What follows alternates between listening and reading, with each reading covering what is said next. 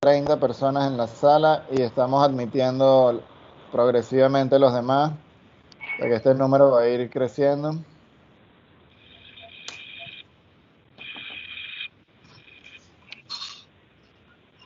Sí, ya veo un mensaje de que se está grabando el webinar.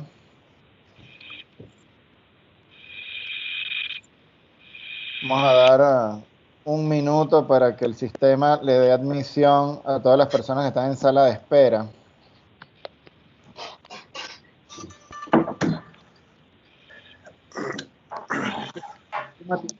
Personas, Alberto.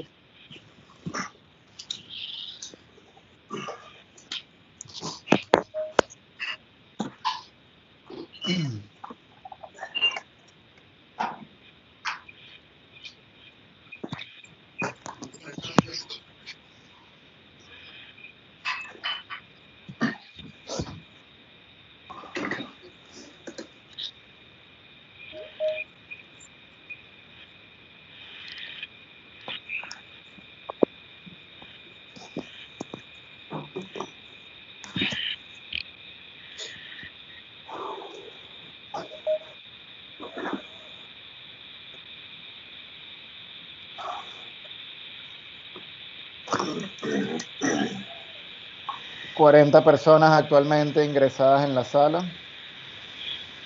El sistema sigue admitiendo.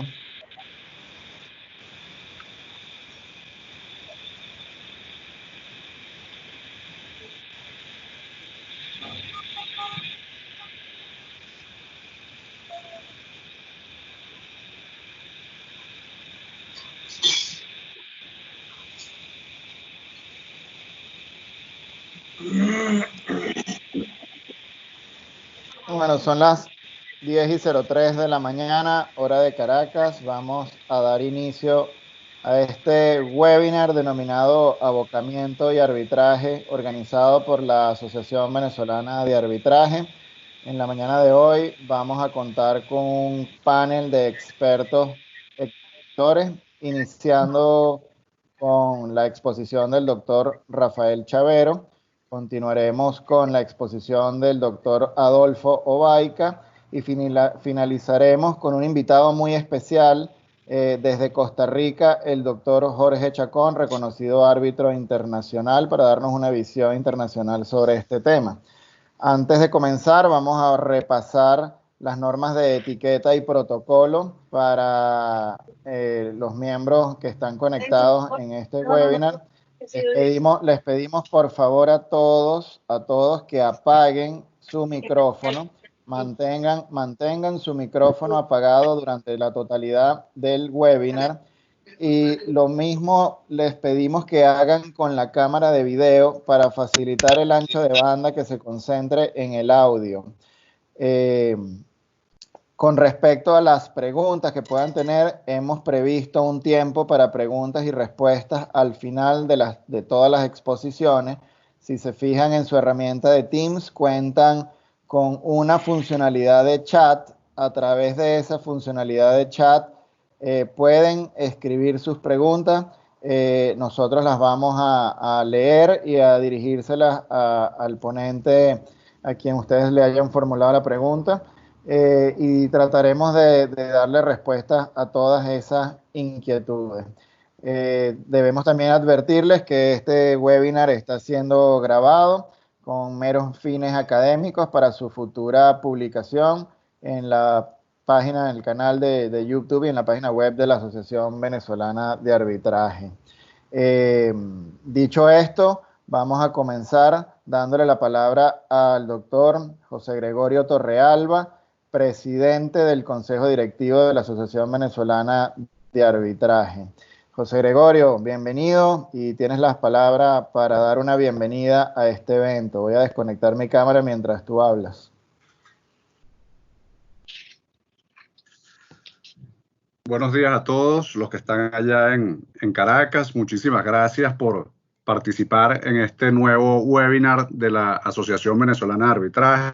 Debo decir que es un programa que nos tiene a todos muy entusiasmados en el Consejo Directivo y tenemos ya un programa bien interesante para las próximas semanas que estarán desarrollándose y en el cual esperamos contar con la participación de todos ustedes.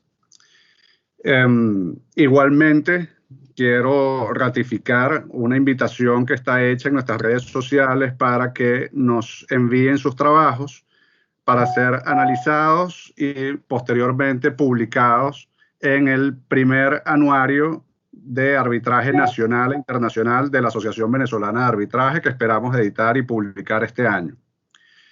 Bueno, este webinar tiene un tema muy polémico actualmente en Venezuela debido a una solicitud de abocamiento que ha sido tramitada por la Sala Constitucional del Tribunal Supremo de Justicia, que emitió una primera decisión el 20 de febrero de 2020, básicamente suspendiendo un arbitraje que estaba en curso ante el Centro Empresarial de Conciliación y Arbitraje y pidiendo el expediente, cosa que constituye una intervención sin precedentes en el arbitraje en Venezuela y que además se convierte probablemente en la peor amenaza que pueda tener el arbitraje doméstico, porque implicaría que el Poder Judicial pudiera intervenir en todos los arbitrajes que le fueran sometidos, e incluso si pretenden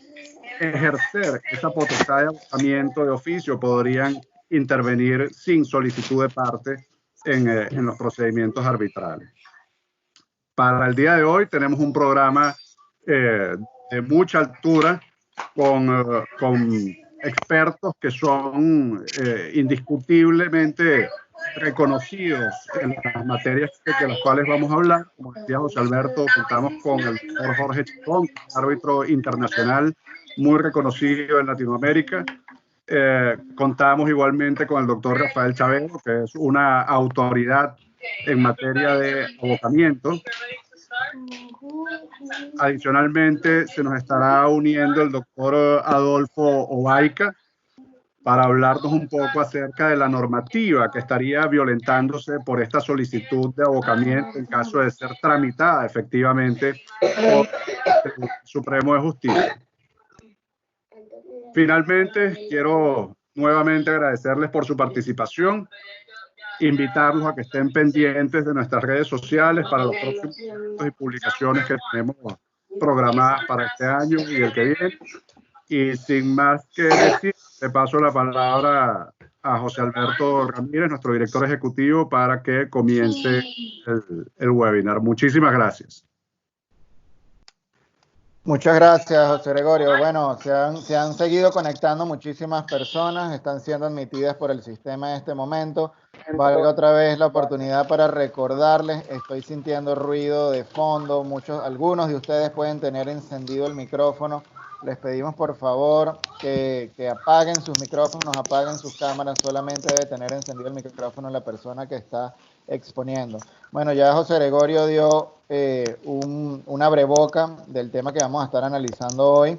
La figura del abocamiento no es nueva en Venezuela, tiene bastante historia y legislativa, de la cual nos va a explicar el doctor Chavero, pero está, digamos, el tópico más caliente que hay en estos momentos en el arbitraje comercial venezolano, porque nunca había tenido utilización, nunca se había utilizado la figura del abocamiento en el área del arbitraje. Es una figura netamente judicial y recientemente fue por primera vez presentada una solicitud de abocamiento ante la Sala Constitucional del Tribunal Supremo de Justicia, lo cual ha levantado pues todas las alarmas del foro arbitral venezolano. Esto va a dar muchísimo discusión de carácter académico.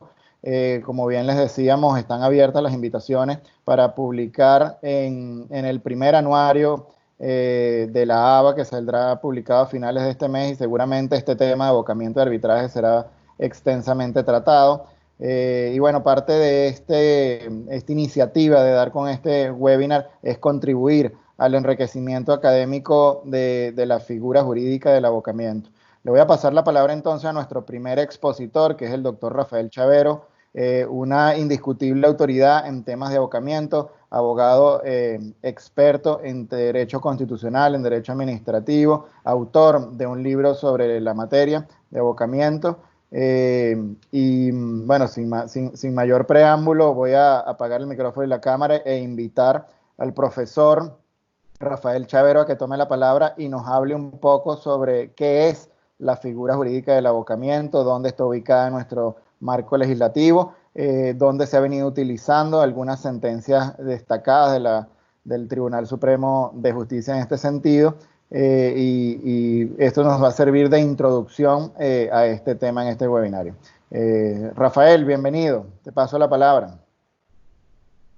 Bueno, muchísimas gracias. Buenos días a todos. Primero, bueno, agradecer a la Asociación Venezolana de Arbitraje por la invitación y un particular agradecimiento a Jorge Chacón, quien nos va a acompañar desde Costa Rica. Bueno, me han pedido brevemente que introduzca el tema del abocamiento, hacer un breve recorrido histórico y la situación actual de esta herramienta procesal, para luego tanto Adolfo Baica como Jorge Chacón se referirán ya más al tema de la posible o imposible aplicación de esta figura a el arbitraje, ¿no? Lo primero que hay que resaltar es que, bueno, por supuesto se trata de una figura sumamente atípica, desconocida en derecho comparado. En las investigaciones que he podido hacer sobre el tema no he conseguido una figura similar en derecho comparado. Una figura que inicialmente se vio como una excepción al sistema de distribución de competencias en el contencioso administrativo. Hoy en día ha pasado a ser una de las herramientas procesales más utilizadas dentro del foro judicial venezolano. Yo recuerdo siempre la caracterización que se hacía del amparo en la época de los 90, que se hablaba de una amparitis. Pues bueno, yo ahora creo que estamos viviendo épocas de abocatitis, donde difícilmente en una controversia judicial de relativa importancia no vaya a haber un abocamiento. Es decir, probablemente en todo proceso judicial de cierta importancia está presente esta figura. Voy a comenzar señalando pues que la aparición del abocamiento fue en la Ley Orgánica de la Corte Suprema de Justicia del año 76, sin mayor debate legislativo y sin que podamos recurrir digamos, a los debates parlamentarios. Apareció esta extraña figura en el artículo 42.9 de la ley, o en mi criterio, quizás debido al temor que tuvo el legislador en ese momento al haber creado unos nuevos tribunales de la jurisdicción contencioso administrativa. Es decir, para el año 76, en Venezuela, en la jurisdicción contencioso administrativa, es decir, la jurisdicción que juzgaba el poder, nada más contaba con un solo tribunal, que era la Sala Político-Administrativa, conformada en ese entonces por 5 magistrados. En esa ley, bueno, y producto del congestionamiento que había venido teniendo esa sala, producto del incremento de casos relativos al contencioso administrativo que se venían presentando para la época, al legislador no le quedó otra que aprovechar esa ley de la Corte para, en las disposiciones transitorias, establecer algunas regulaciones sobre el contencioso administrativo, que hasta el 2010 no tuvo una ley especial que regulara esa jurisdicción. Entonces, en esas disposiciones transitorias del año 76, además de regularse algunos procedimientos del contencioso administrativo, se creó la Corte Primera de lo Contencioso Administrativo y se le asignó competencia, y además se señaló que a ciertos juzgados superiores civiles se les iba a otorgar también competencias contencioso-administrativas, y por tanto esa jurisdicción iba a estar ahora integrada por 3 tipos de tribunales o 3 escalafones de tribunales: la Sala Político-Administrativa en la cúspide, luego la Corte Primera de lo Contencioso Administrativo en el medio, y, si se quiere, el tribunal de inferior jerarquía. En esa jurisdicción iban a ser los juzgados superiores contencioso administrativos. Entonces, probablemente por el temor que sintió el legislador de desconcentrar competencias de control del poder en tribunales distintos a la Corte Suprema de Justicia, debe haber pensado en esta figura del avocamiento, que fue prevista como una fórmula para que la sala político-administrativa pudiera recuperar o pudiera tomar cualquier caso que estuviera ventilándose ante estos tribunales para llevarlos o, digamos, conocerlos o atraerlos a su sede y terminar de conocerlos. Por tanto, digamos que pudiera ser que, o pudiéramos definir que el origen de esta figura fue la desconfianza en estos tribunales recién creados. Y bueno, la verdad es que el artículo 42.9 de la ley consagró esta figura en forma bastante discrecional. Sencillamente decía que la sala político-administrativa podía buscarse el conocimiento de cualquier causa que estuviese ante otro tribunal. Pero bueno, cierto es que a pesar de esa enorme discrecionalidad que se le dio a la sala, la verdad es que la sala político-administrativa la ejerció con suma prudencia. Entre el año 76 y 1999 o el año 2000, en que se crea o se dicta, se proclama la nueva constitución, hubo muy pocos casos donde la sala político-administrativa utilizó la figura del avocamiento. De tal manera que siempre fue visto como una figura marginal, una figura de poca utilidad práctica, porque bueno, la sala político-administrativa fue sumamente celosa y rigurosa en utilizar esta figura, que implicaba, entre otras cosas, el desconocimiento de la competencia natural de los tribunales, el desconocimiento de la doble instancia, y en fin, tenía o tiene pues toda una serie de objeciones formales, ¿no? Sin embargo, bueno, el gran giro que adquiere la figura del avocamiento fue en el año 2002, concretamente el 24 de abril del 2002, con una sentencia de la Sala Constitucional, una de esas extrañas sentencias donde, a través del control difuso de la constitucionalidad de las leyes, la Sala Constitucional modifica la ley orgánica de la Corte Suprema de Justicia en su típica jurisprudencia normativa para considerar que la norma del avocamiento no podía limitarse a que fuese solo la sala político-administrativa la que tuviese esa competencia de poder traer para sí expedientes que estuviesen en tribunales de inferior jerarquía, y consideró entonces que todas las otras salas del Tribunal Supremo de Justicia también iban a tener esa competencia que les permitía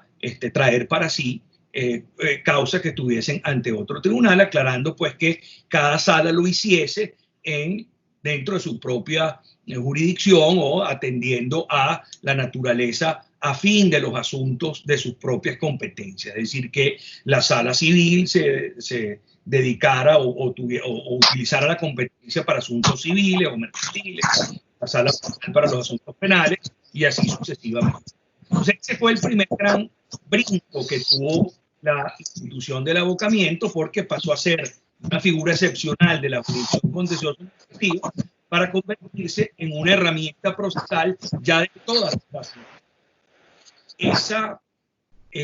digamos, este primer brinco tuvo además un caso muy relevante, probablemente el caso más relevante de los últimos 20 años, que en mi criterio fue el caso que cambió o distorsionó digamos, la esencia del poder judicial en Venezuela y de alguna otra manera cambió el curso del sistema judicial en nuestro país, que fue esas polémicas decisiones relacionadas con la impugnación del referéndum revocatorio en el año 2003, el referéndum revocatorio presidencial.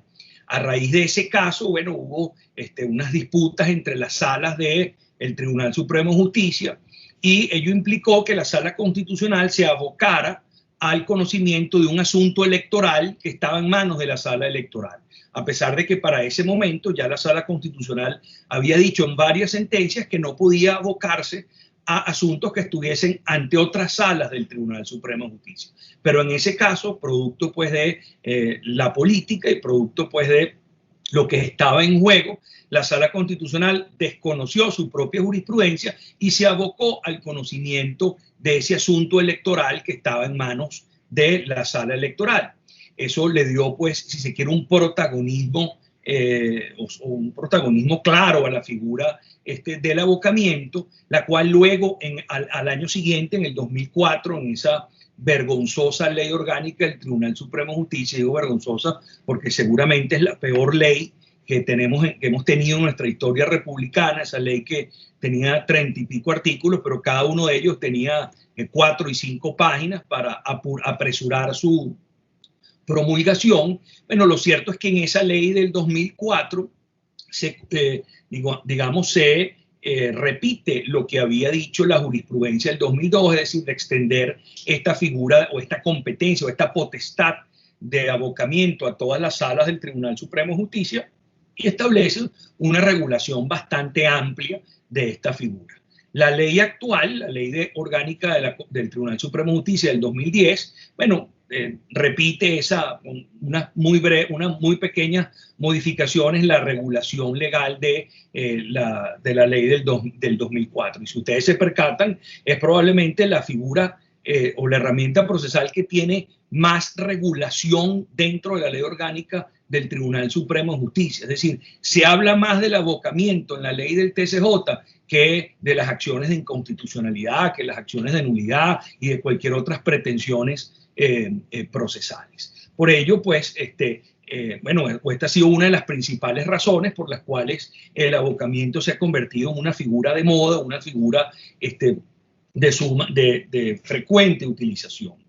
Y quizás la segunda razón por la cual el abocamiento se ha convertido en una figura muy utilizada es porque las salas no han hecho caso a la rigurosidad o, digamos, a los requisitos rigurosos de procedencia que estableció la ley del TCJ para admitir abocamiento. Si uno se percata en la regulación legal de esta figura, que está entre los artículos 106 y 109, bueno, además del 25, pero entre los artículos 106 y 109 de la ley del TCJ,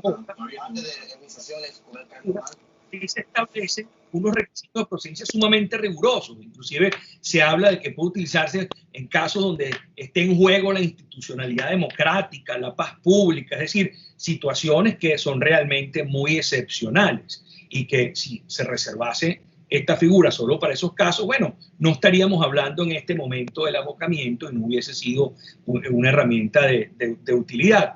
El hecho es que todas las salas del Tribunal Supremo de Justicia han venido haciendo un uso, por qué no decirlo, perverso de esta herramienta que ha conllevado a que las salas toman casos o le quitan casos a tribunales de inferior jerarquía sin que estén presentes esos requisitos tan rigurosos de procedencia. Basta que cualquiera de las partes, o incluso de oficio, la sala detecte que haya alguna violación procesal, que a veces se magnifica, otras veces ni siquiera se preocupan mucho en magnificar la supuesta violación para entonces justificar la utilización del abocamiento. Es decir, las salas han sido sumamente irresponsables, han sido muy relajadas en el uso de esta institución y eso es lo que ha implicado que, bueno, el litigante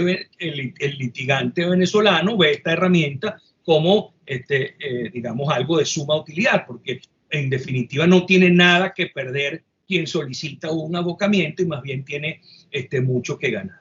Y quizás la mejor muestra de el abuso de la institución de abocamiento es que se ha llegado a utilizar para casos donde ni siquiera se ha admitido la demanda. Concretamente en las impugnaciones que se hicieron de las elecciones presidenciales del 2013,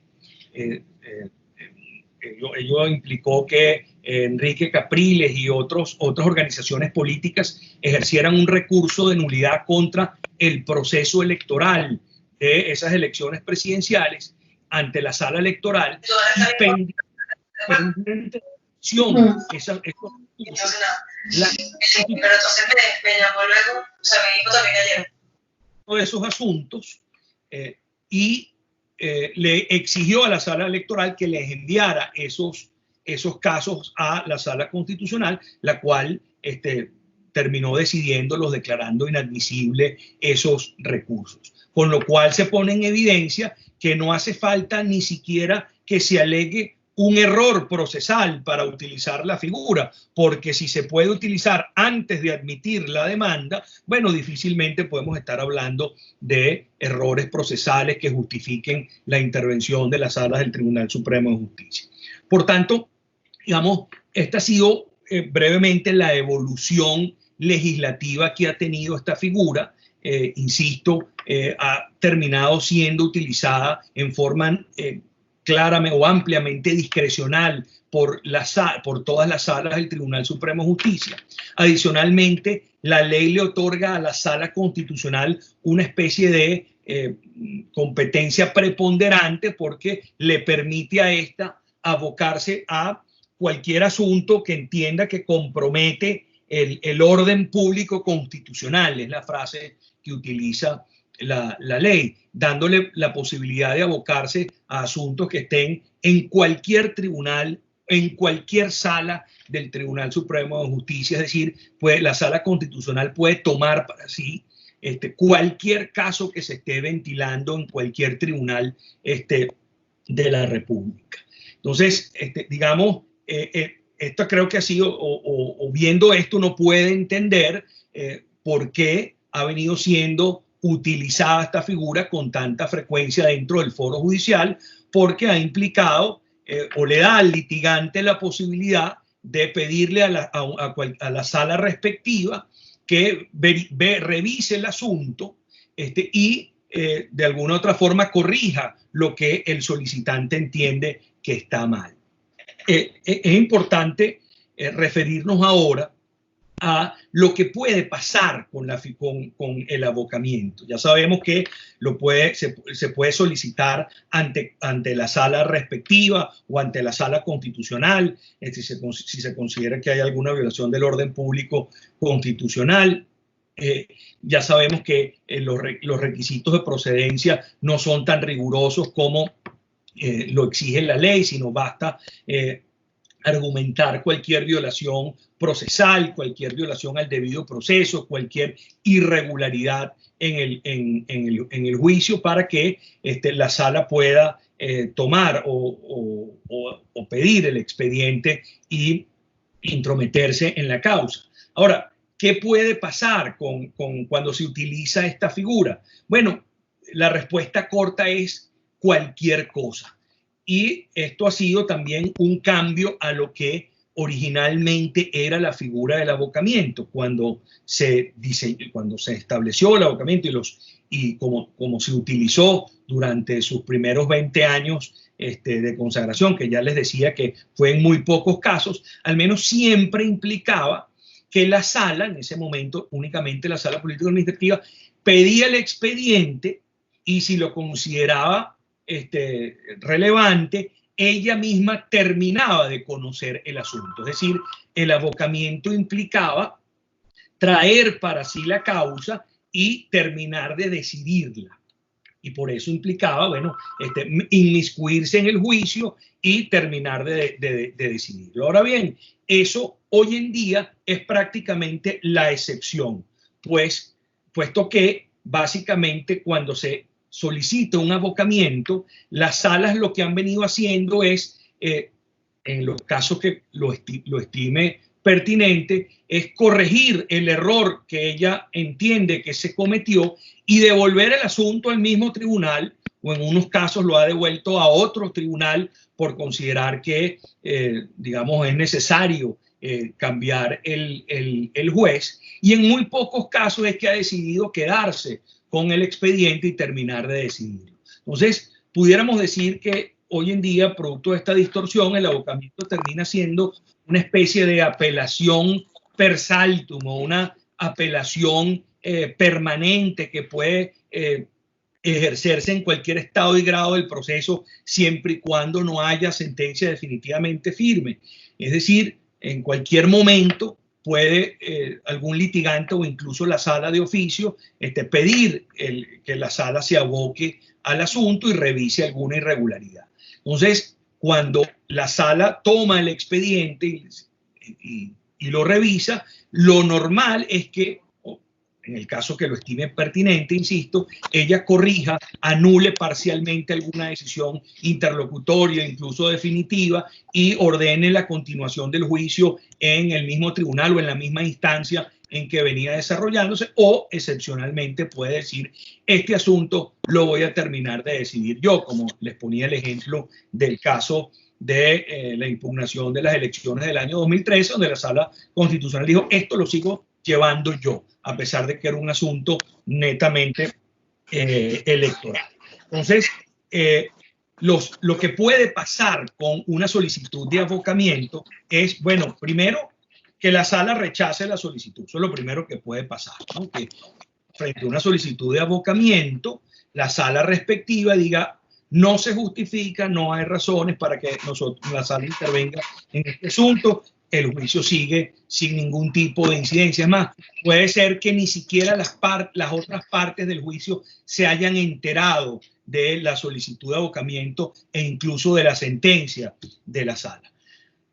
Ahora, lo otro que puede pasar es que a raíz de la solicitud de avocamiento, la sala diga, quiero revisar el expediente y en ese caso pide el expediente al tribunal que lo está conociendo. Ahí, lógicamente, se paraliza la causa y el expediente llega a la sala respectiva para que ésta examine la solicitud que ha hecho y verifique si en efecto han habido esos desórdenes procesales que le llamó la atención, y frente a eso entonces tomará una decisión si corrige, no corrige, si enmienda, no enmienda, o si decide quedarse con el expediente. Es decir, la sala, una vez que tiene el expediente, bueno, es lo que, por ejemplo, es lo que está pasando actualmente con el expediente del lado arbitral, al que seguramente va a hacer referencia Adolfo Obaica, está en este momento en manos de la Sala Constitucional, la cual estará analizando o estará verificando qué es lo que va a hacer con ese expediente. No hay ningún tipo de lapso, no hay ningún tipo de plazo. Han habido, digamos, enormes aberraciones en relación a estos plazos. Conozco un caso donde la Sala Constitucional pasó 2 años con el expediente, supuestamente analizando las irregularidades, y después de 2 años dicta una decisión diciendo que no hay irregularidad alguna y que por tanto el tribunal puede continuar, que el tribunal que venía conociendo el asunto puede continuar conociendo de la causa después de 2 años de paralizado el juicio. Entonces, digamos, el avocamiento puede implicar cualquier cosa, que la sala diga que no hay nada que revisar, o que la sala corrija, revoque, anule, modifique, ordene cualquier cosa, y ordenando el reenvío del expediente al tribunal que viene conociendo del asunto, o sencillamente puede también decidir, este asunto lo voy a terminar de conocer yo. Es decir, implicará en ese supuesto que si el juicio era de 2 instancias, bueno, ahora pasará a ser de una sola instancia, y la Sala Constitucional se convertirá en un tribunal de esa jurisdicción respectiva. Pues ya la Sala Constitucional hemos visto cómo se ha convertido en tribunal penal, en tribunal electoral, en tribunal civil, y por tanto entra a conocer el fondo, el mérito del asunto. Entonces, en definitiva, digamos, creo que lo que se me ha pedido es dar una explicación de lo que es esta figura del avocamiento. Insisto, hoy en día es una herramienta de todas las jurisdicciones dentro del Poder Judicial, y esto es importante, porque cuando yo hablo en mi trabajo de que es una herramienta de todas las jurisdicciones, me refiero al término jurisdicción asimilándolo a competencia, es decir, digamos, a que cada una de las jurisdicciones civiles, mercantiles, agrarias, penales, electorales, todas esas jurisdicciones tienen la posibilidad de ejercerla, pero no implica que pueda ser utilizada por la jurisdicción arbitral, por ejemplo, o la jurisdicción administrativa, es decir, por otros órganos que ejercen la jurisdictio o el decir el derecho. Como probablemente les dirá Adolfo Baica, esto es una figura netamente judicial que, digamos, se incorporó al ordenamiento jurídico venezolano para, digamos, regular la jurisdicción contencioso administrativa inicialmente y luego se, digamos, exportó a el resto de las jurisdicciones dentro del poder judicial, pero que sin lugar a dudas considero que es incompatible con la jurisdicción arbitral o con la jurisdicción administrativa. Es decir, no veo, por ejemplo, que una sala pueda abocarse a un procedimiento administrativo, por ejemplo, que esté llevando la inspectoría una inspectoría del trabajo o Procompetencia u otro órgano administrativo que está ejerciendo funciones jurisdiccionales. Lo mismo habría que decir de la jurisdicción arbitral, donde creo pues que implicaría el desconocimiento o la esencia misma del arbitraje y del compromiso arbitral. Bueno, voy a dejar mi intervención hasta aquí y bueno, quedo a la espera de las preguntas. No tengo claro si las preguntas son ahorita o al final de el resto de las intervenciones, pero bueno, con gusto espero la ocasión para responder cualquier duda. Muchísimas gracias nuevamente por la invitación.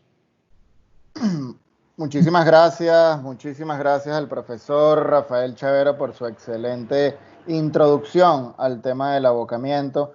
Las preguntas las vamos a dejar para la última parte de este webinar, una sesión de preguntas y respuestas. A todos aquellos que se han conectado recientemente, les recordamos las reglas de participación. Por favor, mantengan apagados sus micrófonos y sus cámaras y utilicen la herramienta de chat incorporada aquí en Teams para formular sus preguntas, que las daremos lectura para la terna de ponentes al final de todas las exposiciones. Bueno, habiendo sido introducido el tema del abocamiento, le vamos a dar la palabra ahora al doctor Adolfo Obaica para que nos haga una conexión de la relación que hay entre esa figura y el arbitraje, ¿no? La posibilidad o imposibilidad de que tenga cabida la figura del abocamiento dentro del marco normativo del arbitraje. Unas breves palabras de introducción. El doctor Adolfo Baica es abogado egresado de la Universidad Santa María en 1976, cuenta con un diploma de la Universidad de Derecho, de Economía y Ciencias Sociales de París, en Francia, en 1980, es socio fundador del escritorio Lafeo Baica, es un abogado especializado en Derecho Procesal Civil y Mercantil, forma parte de la lista de árbitros del Centro de Arbitraje de la Cámara de Comercio de Caracas y del Centro Empresarial de Conciliación y Arbitraje CETCA. Es miembro del comité directivo del capítulo venezolano del Club Español del Arbitraje y miembro fundador de la Asociación Venezolana de Arbitraje. Adolfo, ¿estás ahí en línea? Te doy la palabra.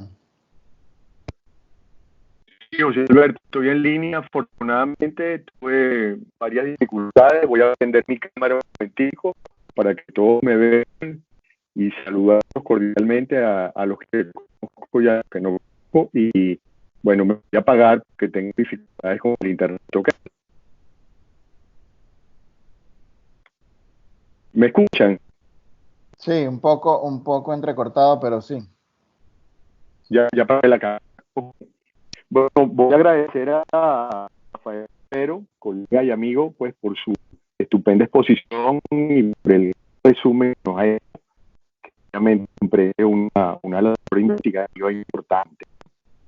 Yo voy a dividir el tema que voy a tratar, que es la relación que tiene el arbitraje con el Poder Judicial, en tres partes.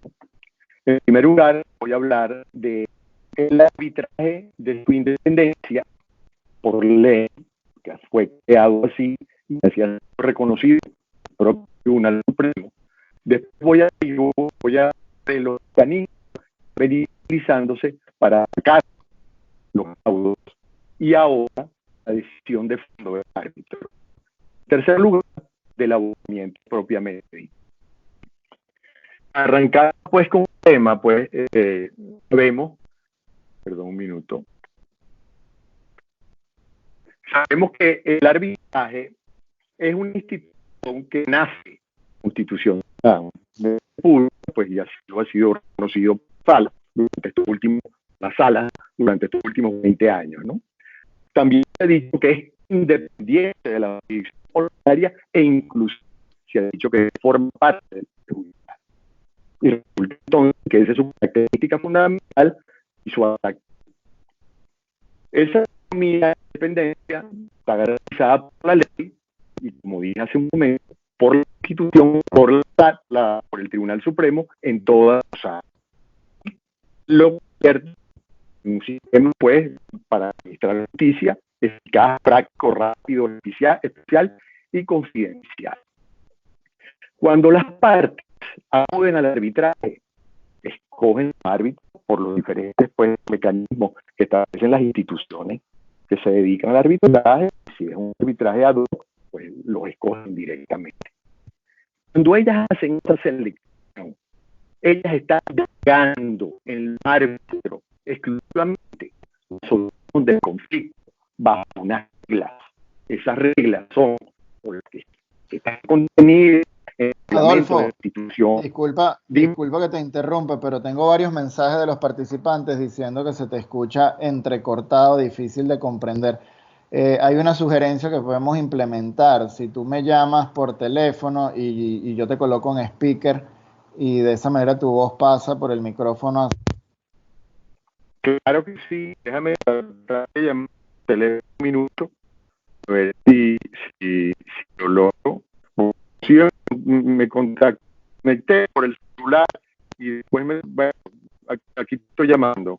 Por teléfono y yo proyecto tu voz a la sala. ¿Me está viendo? ¿Lo entendiste? Sí, sigue entrecortado. Ok. Perfecto. ¿Qué hago? Apaga tu micrófono de Teams y habla por aquí. Ok. Perfecto. Entonces, en que las partes escogen los árbitros, cuando ellas escogen los árbitros, delegan en ellos la solución de un conflicto. Y las reglas de actuación de los árbitros y de las partes están contenidas en el reglamento de las instituciones o en el compromiso arbitral. Los árbitros, per se, pues, como administradores de justicia, no tienen un superior jerárquico. Sus decisiones son tomadas por ellos para resolver la cuestión que les ha sido sometida a su conocimiento y nada más la pueden atacar con el recurso de nulidad, el cual se propone ante el superior del sitio donde es la sede del arbitraje.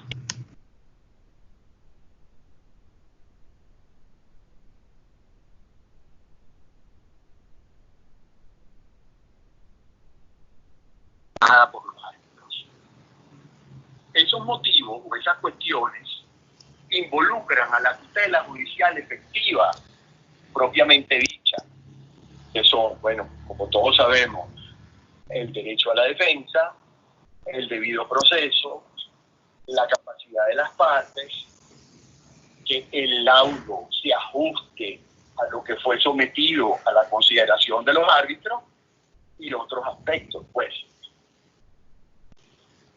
Vemos que esta restricción recursiva que tiene el arbitraje ha generado, sobre todo aquí en Venezuela, aunque en el mundo entero también, pero de otra manera, una especie de búsqueda tratando de asimilar planteamientos y recursos procesales de la jurisdicción ordinaria que son ajenos a la jurisdicción arbitral y obviamente y están reñidos con su naturaleza, con la finalidad de manifestar la inconformidad con lo que dijeron los árbitros con respecto a la solución de la controversia.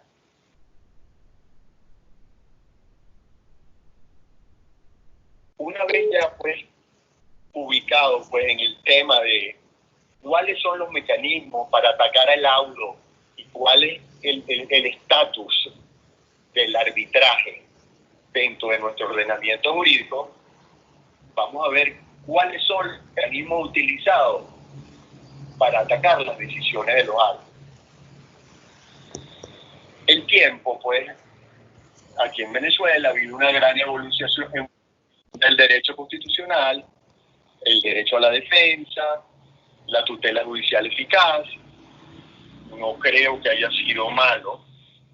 Yo creo que hay bastantes figuras que le han hecho bien a nuestro derecho. Lo que sucede es que los operadores de justicia abusan y no están utilizando los mecanismos creados de manera adecuada. Entonces ellos están tratando de adecuar esos principios jurisprudenciales y doctrinarios a la situación de especie. Entonces han construido una especie de mecanismo que los expertos, si hay expertos, todos sabemos que se puede hacer, sobre todo cuando son temas tan amplios como el derecho a la defensa, la interpretación de la ley, para generar unas coartadas y atacar la decisión de los árbitros. Comenzamos con el recurso de casación, que es verdaderamente el recurso idóneo para dar una decisión, y la propia Sala Constitucional dijo no, pero en esa misma sentencia, que es la sentencia de Van Raalte de noviembre del 2011, dijo que contra la decisión del arbitraje podía interponerse un recurso de amparo o un recurso de revisión constitucional.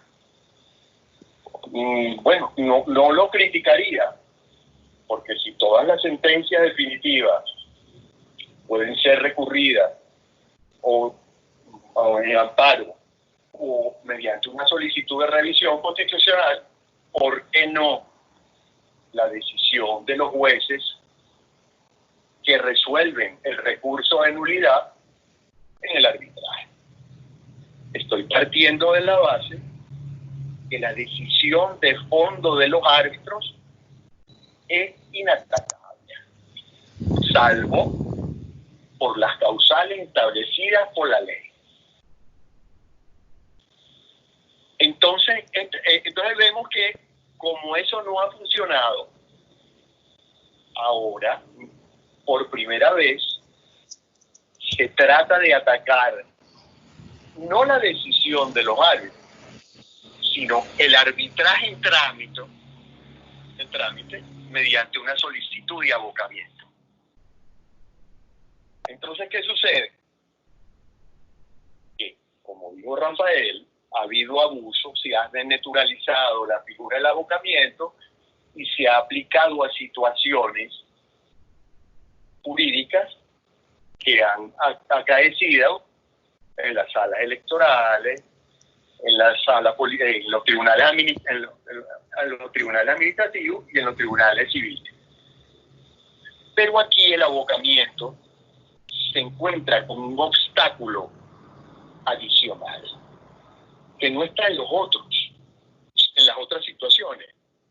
¿Por qué? Porque por ley y la doctrina y la jurisprudencia han reconocido la independencia del arbitraje como jurisdicción, y la propia ley ha establecido o establece cuáles son los recursos que pueden proponerse contra el arbitraje.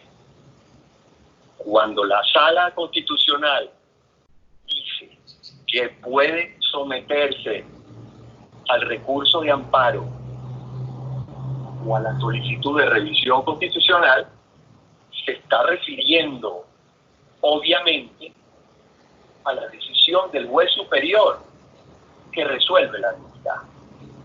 Porque si tú no interpones el recurso de nulidad contra el arbitraje, contra el laudo, mejor dicho, ¿por qué vas a proponer tú una solicitud de revisión o un amparo contra el laudo directamente? Eso es imposible. Sería una antinomia. Entonces, creo yo que es básico destacar que hay un impedimento legal en primer orden y en segundo lugar en las causales que dan pie al abocamiento. Creo, y esto me lo puede aclarar Rafael, que conoce en profundidad todas las decisiones, la Sala Constitucional ha guardado unas apariencias. ¿Por qué? Porque siempre ha relacionado la imagen del Poder Judicial, la paz pública y ¿cuál es que es el otro y la estabilidad democrática? Cuando se está tramitando en el arbitraje una cuestión de derecho privado, no tiene sentido hablar de la imagen del Poder Judicial porque no es del Poder Judicial. No tiene sentido hablar de la paz pública porque, bueno, si estamos discutiendo un contrato, unos daños y perjuicios, ¿qué tiene que ver eso con la paz pública? Y la estabilidad democrática. Tal vez en el caso Capriles se justificaba, pero en un arbitraje normal y corriente no tiene ningún sentido. Entonces, estas personas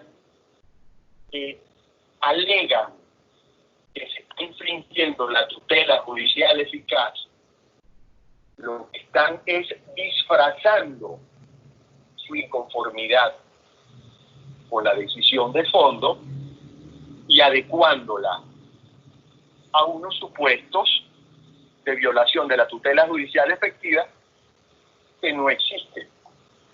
¿Cómo puede haber una lesión a la tutela judicial eficaz por la interpretación que los árbitros hayan hecho de una norma, de la valoración de un hecho?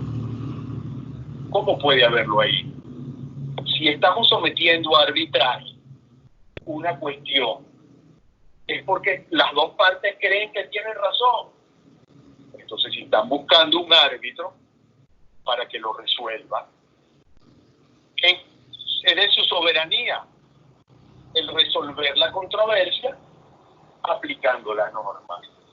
Si el árbitro se sale de los parámetros impuestos en el convenio arbitral, tenemos que recurrir al recurso de nulidad.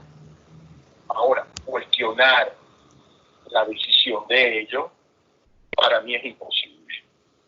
Adicionalmente, y ahora que con todos estos medios electrónicos, la jurisdicción ordinaria va a estar en una gran desventaja, no es recomendable, ético, atacar una jurisdicción que se viene desarrollando en 20 años de una manera sólida y reconocida, tratando de incorporar una figura que en realidad no se acopla. Entonces, el arbitraje, la condición sine qua non es que las partes delegan en los árbitros la solución del conflicto. Ellos tienen plena libertad para resolverlo, salvo que violen, como dije, los postulados que dan pie a solicitar la nulidad del laudo, que se tramita en la jurisdicción ordinaria. De esa decisión del juez de nulidad, bueno, si alguien quiere meter un amparo, si quiere meter una revisión constitucional, que está mal hecho, ¿no? Pero bueno, pero si lo quieren hacer, pues lo harán, ya veremos cómo se defiende.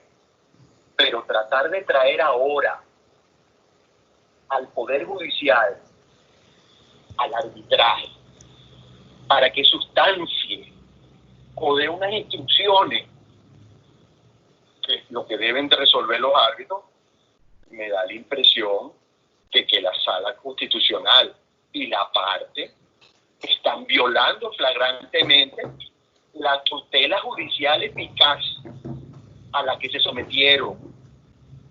Entonces, yo diría, a manera de conclusión, que si concebimos el arbitraje como una institución, el abocamiento, perdón, como una institución aplicable al arbitraje, ella está totalmente desacoplada a sus propios principios y por consiguiente desnaturaliza la intervención judicial, que solamente puede ocurrir cuando la ley taxativamente la autoriza. Intentar modificar la ley o el espíritu del legislador a través de los mecanismos no previstos en ella es un verdadero atentado, eso sí, contra la imagen del poder.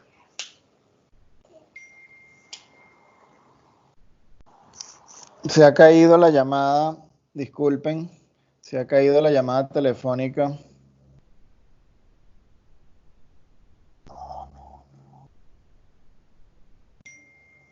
¿Estás ahí, José Alberto? Disculpa, perdimos tu audio por unos segundos, pero ya estás de nuevo. Continúa, por favor.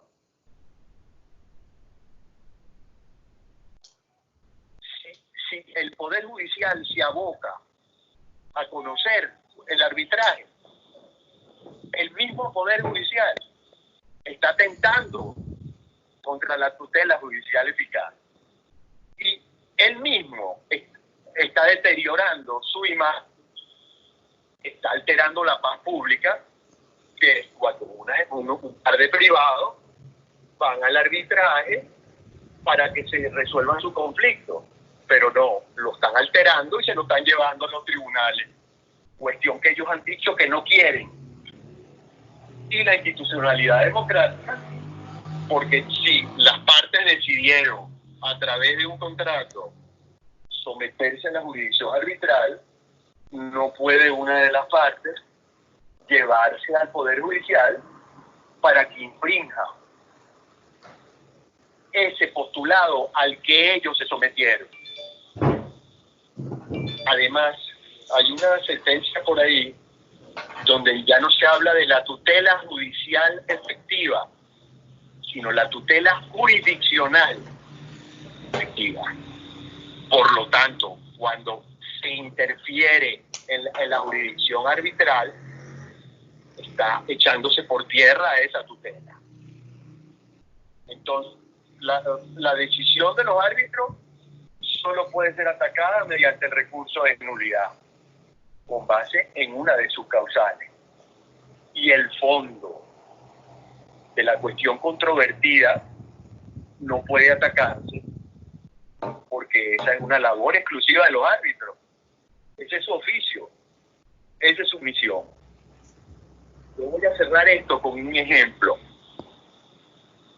Yo he estado pensando en cómo puedo yo asimilar la interpretación de una norma o la valoración de un hecho a un ejemplo vulgar, pues, y pensé en estos dos proverbios. Por la maleta se saca el pasajero. Y el otro proverbio es, por el hábito se saca el monje. Si ponemos esos dos proverbios en una discusión, unos dirían, bueno, mira, no importa la maleta del pasajero, porque puede ser cualquier persona, disfrazado o de cualquier otra manera. Y el otro proverbio te diría, el hábito no hace al monje. Entonces, si buscamos colocamos una persona para que interprete en la situación de especie esos dos proverbios, tendrá que tomar una decisión. Si hay una norma compleja que debe interpretarse dentro de un cuadro fáctico, el árbitro tendrá que resolver. Y es muy probable que la parte que perdió no quede satisfecha. Ahora, sus principios morales y éticos sabrán si se respeta o no esa decisión. Yo conozco muchos arbitrajes donde ha habido pérdidas importantes y la parte perdidosa se ha confirmado. Entonces, ahí les dejo eso. Si quieren que continuemos con el arbitraje, debemos cuidarlo. Es nuestra fuente de trabajo y algo que puede funcionar muy bien. Ahora, si queremos atacar a los árbitros porque no estamos contentos con lo que deciden, pues, lo lamento, pues. Bueno, muchas gracias, pues, y perdonen los inconvenientes técnicos, que es una angustia adicional para el ponente. Gracias, José Alberto. Adolfo, excelente presentación, muchas gracias. Te estoy, digamos, trancando ya a nivel de teléfono.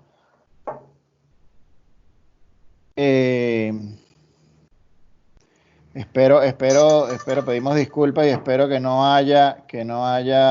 se haya perdido por problemas de audio, por problemas técnicos, la brillante exposición del doctor Adolfo Baica. Vamos a dar de inmediato la palabra a un invitado muy, muy especial que nos acompaña desde San José, Costa Rica.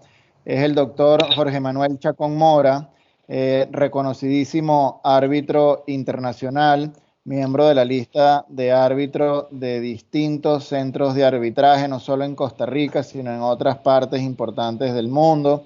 Es miembro de la Junta Directiva del capítulo de San José de la ICC, de la Cámara de Comercio Internacional de París.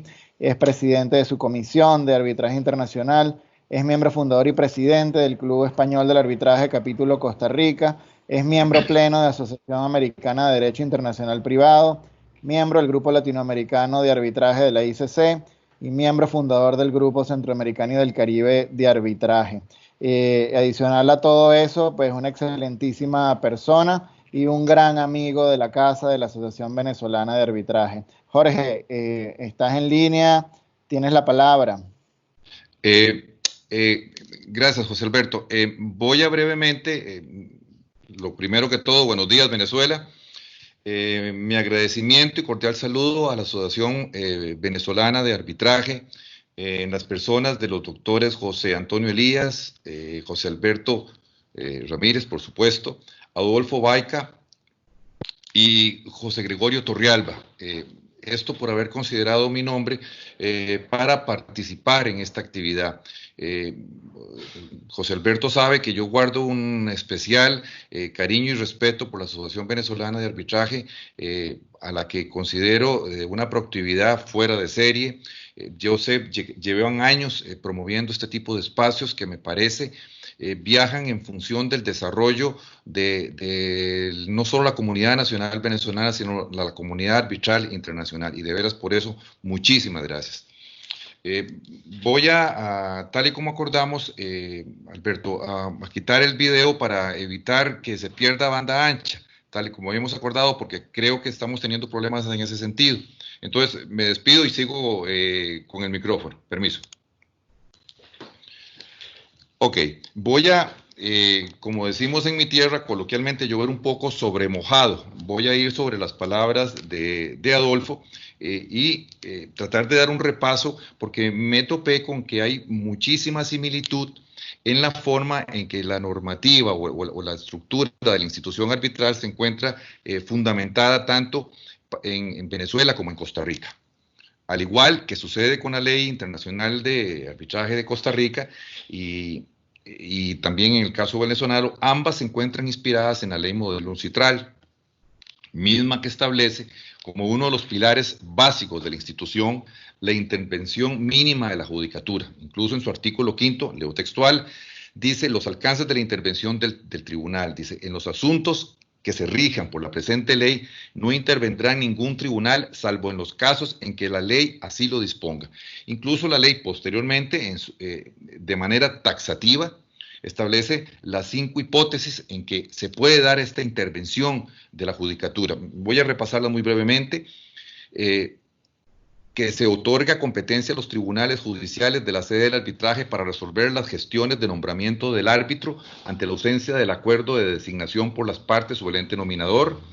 Se otorga competencia a los tribunales judiciales de la sede del arbitraje para conocer de la impugnación de la resolución que deniega la recusación del árbitro y emitir la resolución de cesación de un árbitro cuando exista conflicto en ese sentido.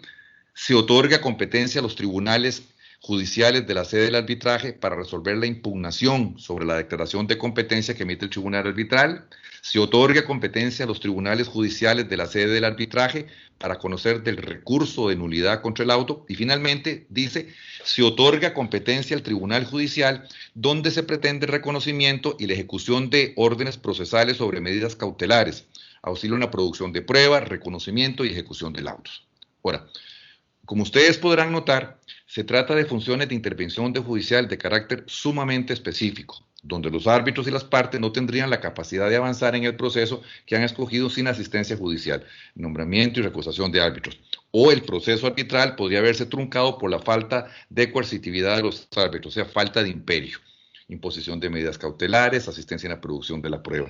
Y finalmente, la tutela judicial de los derechos de las partes, donde entraría lo de la impugnación de la competencia, la nulidad del laudo y el reconocimiento y ejecución del laudo internacional. De igual manera, y en forma meridiana, la misma también ley de UNCITRAL, esta ley modelo UNCITRAL, establece cuál va a ser el recurso que cabe contra un laudo dictado, y dice de manera textual, contra un laudo arbitral solo podrá recurrirse ante el tribunal mediante una petición de nulidad conforme a los párrafos 2 y 3 del presente artículo. Bueno, entonces quiere decir que a partir de esta fórmula propuesta por la ley modelo, la mayoría de los ordenamientos jurídicos disponen que los laudos no tienen recurso de apelación ni de casación, con el objeto de mantener los principios de informalidad y celeridad procesal que constituyen los ejes alrededor del cual se ha constituido el instituto del arbitraje. Tanto en la ley costarricense como venezolana, estuve revisando y me di cuenta que estas son un reflejo de tal principio de intervención mínima de la judicatura, y establecen las determinadas y específicas actuaciones donde un juez estatal podrá intervenir, que generalmente se encuentran intrínsecamente relacionadas con los supuestos del artículo 5 de la ley modelo que ya acabamos de repasar. En alguna oportunidad me acuerdo haber escuchado al doctor Roque Caivano, conocido de todos ustedes, y decía, el arbitraje no puede existir sin una justicia estatal que le preste apoyo, que le permita suplir los inconvenientes y las limitaciones propias de su origen convencional. Y señores, efectivamente la judicatura ante un proceso arbitral debe estar en aptitud y capacidad de comprender la distinta naturaleza que tiene el arbitraje como método alterno. Debe tener presentes en todo momento que los principios arbitrales universales de celeridad, eficacia y muy principalmente de autonomía de las partes que les permite la formulación del procedimiento hacen que esta jurisdicción, que la jurisdicción estatal no debe intervenir más allá de lo que la misma ley le permite. La judicatura, y eso debe tenerse presente siempre, es el auxiliar del proceso arbitral, es la garante de que el arbitraje discurra sin mayores obstáculos o retrasos. Y esto me parece importante traerlo a colación porque indudablemente al acogerse la dicha ley modelo como norte a seguir en la normativa que inspiraría y normaría la actividad arbitral, ya el ordenamiento, por así decirlo de alguna manera, fija las reglas que deberán de ser ponderadas por las partes para tomar la decisión de si someten o no sus diferencias a esta jurisdicción. Un segundo punto de coincidencia que me parece también relevante traer a colación es que tanto en la institución del arbitraje, tanto en Costa Rica como en el caso venezolano, están elevadas a rango constitucional. En el caso tico, artículo 43 de la Constitución Política, que dice, garantiza el derecho a toda persona para terminar sus diferendos patrimoniales por medio de árbitros, aún existiendo litigio pendiente.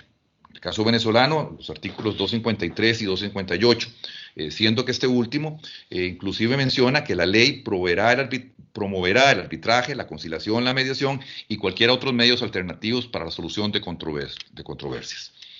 Lo anterior, me parece, pone de manifiesto en ambos casos su condición de derecho potestativo, garantizando constitucionalmente y fundado en el principio de autonomía de las partes, en cuanto nadie puede ser obligado a someterse a un arbitraje si previamente no lo ha consentido en el ejercicio de su libertad de contratación. Es decir, el ciudadano tiene libertad como derecho fundamental de escoger la vía por la cual resuelve sus conflictos. Por lo tanto, no puede existir una ley o un alcance general que deniegue la posibilidad de escoger esta vía de solución alternativa. Asimismo, también por principios generales reconocidos internacionalmente, el arbitraje debe realizarse conforme a un procedimiento que garantice por lo menos 4 cosas básicas. 1, un tribunal imparcial integrado por árbitros competentes. 2, la posibilidad de las partes de impugnar las resoluciones. 3, el derecho de solicitar la nulidad del auto ante tribunales comunes y cuando no se respete la garantía constitucional del debido proceso. Y 4, la garantía de ejecución del auto para la parte vencedora. Dicho todo esto, y usando como preámbulo lo manifestado de forma brillante por el doctor Chavero y las aportaciones de Adolfo, me parece que el abogamiento pareciera ser una institución pensada como remedio en la vía jurisdiccional, y de hecho me parece que así se indica de la lectura de los artículos 107 y 108 de la Ley Orgánica del Tribunal Supremo de Justicia del Poder Judicial venezolano, quien habla de que el abogamiento será ejercido con suma prudencia y solo casos graves, desórdenes procesales o escandalosas violaciones del ordenamiento jurídico que perjudiquen ostensiblemente la imagen del Poder Judicial, tal y como refirió Adolfo. Y luego el artículo 108, que habla de que la sala examinará las condiciones de admisibilidad del abocamiento, pero siempre haciendo referencia a la maquinaria de la judicatura. Encuentro, no sé, personalmente paradójico, y lo digo con todo respeto, que se pretenda defender su uso argumentando precisamente la defensa de la institución arbitral, cuando precisamente dicha medida significa un ataque frontal al principio de intervención mínima de la judicatura, al punto de que incluso, ojo, se está solicitando a un órgano jurisdiccional entrar a valorar temas como fondo del diferendo y valoración de la prueba, lo cual solo puede calificarse de patológico, máxime cuando se piensa que todas las razones alegadas se enmarcan dentro de lo que podría combatirse como violaciones al debido proceso, mismas que pueden ser remediadas por un recurso de nulidad que de por sí ya prevé el arbitraje. Y con un agravante extra, que es que en el presente asunto ni siquiera existe un laudo dictado. En Costa Rica, les voy a referir una anécdota. En Costa Rica, en su oportunidad, un conocido jurista y árbitro nacional, actuando en lo que él consideró la mejor defensa, o consideró una defensa válida de los intereses de sus clientes, incurrió en algo parecido a lo que está dando en el presente caso. En Costa Rica no tenemos la figura del abocamiento, que como ya también lo dijo el doctor Chavero, es típica y propia de la jurisdicción venezolana, pero sí este colega intentó una acción de amparo sobre pretexto, igualmente que en el presente caso, de defender derechos constitucionales. Y lo digo porque en aquella oportunidad la sala, refiriéndose inclusive, tratando de aterrizar lo que atrajo a colación el doctor Obaica con respecto a la tutela judicial, y que pretende aplicar genéricamente esta para la tutela arbitral, la sala en aquella oportunidad estableció una distinción evidente entre las dos jurisdicciones. La sala fue concluyente en que no compartía el criterio del accionante, del colega relativo a que el arbitraje pudiera asimilarse al sistema ordinario y por ello debería contar con los mismos medios recursivos. Ciertamente se dijo, los dos procesos buscan el mismo objetivo. ¿Cuál es el resolver el conflicto? Un conflicto de naturaleza jurídica entre las partes. Sin embargo, difiere notoriamente en la forma de alcanzarlo. El arbitraje es un instrumento procesal que el ciudadano puede utilizar para ejercer su derecho a resolver sus diferencias patrimoniales a través de un medio alternativo de tutela jurisdiccional. Se trata solamente de uno de tantos medios alternativos. No es, como muchos podrían pensar, una forma de impartir justicia opuesta al estatal, pero sí diferente en muchos aspectos. En primer lugar, la justicia arbitral, tal y como también refirió Adolfo, tiene su origen en un acuerdo de partes, suscrito con ese propósito y fundado en el principio de autonomía de voluntad, validando lo que también ya habíamos dicho anteriormente. Prueba de ello es que nadie puede participar en un arbitraje si de previo no ha consentido de eso por escrito. El proceso ordinario, en cualquiera de sus formas, esa actividad judicial, tiene una controversia que culmina con la interposición de una demanda ante un órgano judicial por parte de una persona física o jurídica, la actora, contra una persona física o jurídica también, demandado, y el demandado, a no dudarlo, extraído al proceso de manera forzosa y deberá permanecer en esta en defensa de sus intereses. Por otra parte, y en relación con el proceso, es importante acotar que no todos los asuntos pueden ser sometidos a arbitraje. Existen materias de orden público que por su naturaleza están reservadas para ser conocidas y resueltas por la jurisdicción estatal. En relación a los profesionales que tramitan el proceso, nuevamente, diferencia. El arbitraje es conducido por profesionales, normalmente abogados, aunque no necesariamente esto aplica a los procesos ad hoc, pero sí nombrados por las partes y pagados por estas. Desempeñan su labor como verdaderos jueces en tanto su decisión es vinculante y produce cosa juzgada. Sin embargo, a diferencia de los jueces adscritos al Poder Judicial, son nombrados para conocer el caso concreto y una vez que se dicta el fallo, cesa su nombramiento. En cuanto al plazo, igualmente, los árbitros tienen que realizar su labor dentro de un plazo definido previamente para resolver, contados a partir generalmente de la notificación de la demanda. Y en cualquier supuesto, señores, siempre se tratará de un plazo muchísimo menor del que toma dictar la resolución de un asunto en vía judicial, lo que supone también una de las características de la justicia arbitral, que es la celeridad, y que constituye una ventaja, si se quiere, del arbitraje frente a la jurisdicción estatal. De otro lado, tenemos que la justicia estatal es gratuita. Los procesos han sido diseñados de manera tal que sus factores económicos no obstaculicen el acceso a la justicia. Y si bien ambas formas de resolución de conflictos están sometidos a principios del debido proceso, el derecho de defensa y el de contradicción en el proceso jurisdiccional, las partes deben rigurosamente ceñirse al procedimiento establecido en la ley correspondiente según su competencia. Y ustedes ya saben, en el arbitraje, aunque estén sometidos a los mismos principios, los árbitros gozan de mayor flexibilidad en cuanto a las reglas procesales, de manera que pueden diseñar su propio proceso o pueden incluso adoptar uno ya establecido e introducirle modificaciones que estimen convenientes en aras de agilizar este procedimiento. Dejó sentada la sala en este fallo que, dadas las características, y así se dijo de manera textual, propias de cada proceso, justifica que las reglas procesales que se apliquen a cada uno sean diferentes y que la tutela que se aplique, por lo tanto, también sea radicalmente diferente.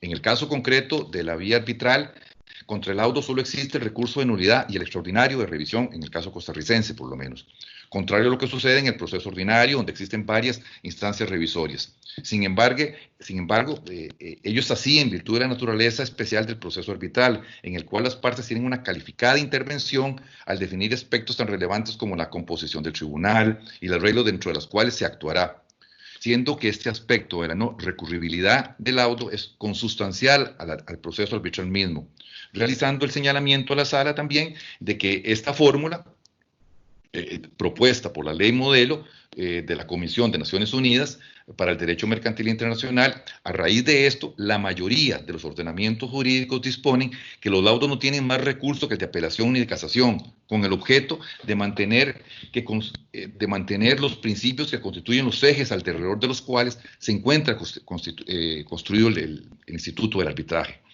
Como pueden ver, el voto es sumamente interesante, pues establece la distinción entre justicia estatal y la justicia arbitral, y las razones por las cuales ambas distinguen se distinguen y caracterizan. Voto que afortunadamente, debo también decir, ha sido reiterado de manera recurrente.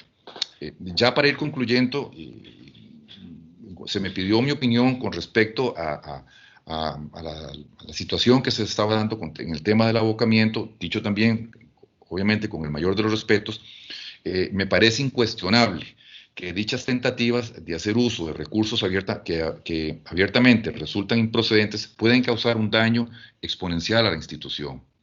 No solo porque se abre el camino para violentar principios básicos y consustanciales, tal y como señalara el doctor Obaica, sino porque, señores, flaco favor le hacen a la imagen de la institución a nivel de la comunidad arbitral internacional. Es innegable que la comunidad arbitral venezolana, ya habló inclusive Adolfo de 20 años de trabajo, en que se lleva promocionando iniciativas y esfuerzos para hacer crecer y fortalecer la institución arbitral, presentando la jurisdicción venezolana como un confiable destino de sedes arbitrales internacionales. Esfuerzos, lamentablemente, y trabajo que indudablemente se pueden ver gravemente lesionados ante la percepción de esta comunidad internacional de que no solo un laudo, sino un proceso arbitral, como señalé en el caso que nos ocupa, ni siquiera hay un laudo dictado. Pueden verse intervenidos a contrapelos de principios elementales y básicos, lo que, a no dudarlo, va a prender todas las alarmas. Pues el mensaje que se está mandando a la comunidad internacional es que la jurisdicción es poco confiable. Si a contrapelo de lo pactado por las partes, estas pueden verse sorprendidas por recursos que no se encontraban en el horizonte de opciones al momento que se optó por la alternativa del procedimiento arbitral. Y estoy hablando no solamente por los arbitrajes que a futuro puedan venir, estoy hablando de los arbitrajes que en este momento se encuentran, donde se había entendido y sobreentendido las reglas del juego que aplicaba y que en este momento me las están cambiando. Esto de manera sumamente peligrosa.